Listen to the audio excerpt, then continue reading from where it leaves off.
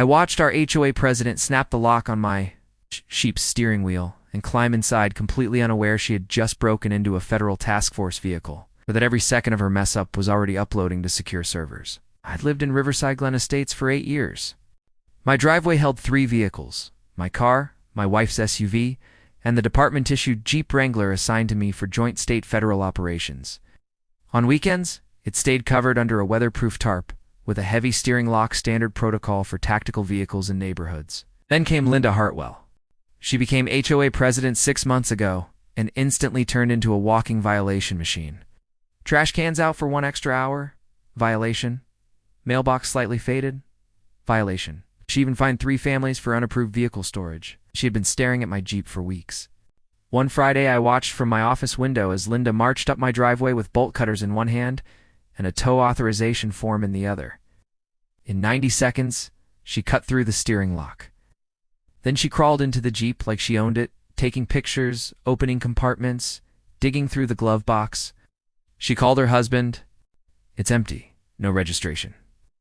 I'm claiming it as abandoned property under Section 1 to C. That's when I stepped outside. Linda nearly jumped out of her skin, then shoved the HOA bylaws at me. This vehicle violates community parking rules. It hasn't moved in over 30 days. I'm ordering it removed. Before I could answer, my phone rang.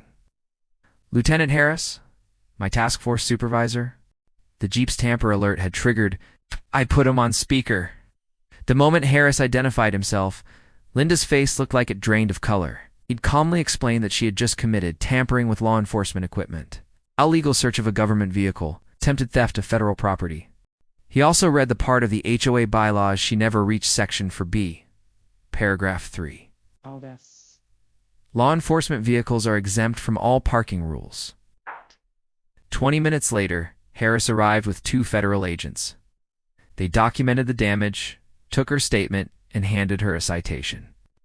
A week later, the DOJ mailed a $3,200 bill to the HOA. The board removed her as president within 72 hours. My Jeep still sits in the same spot, new lock, same rules. Linda now crosses the street to avoid even looking at me. Sometimes karma doesn't wait. Sometimes it arrives with a dash cam and a federal badge.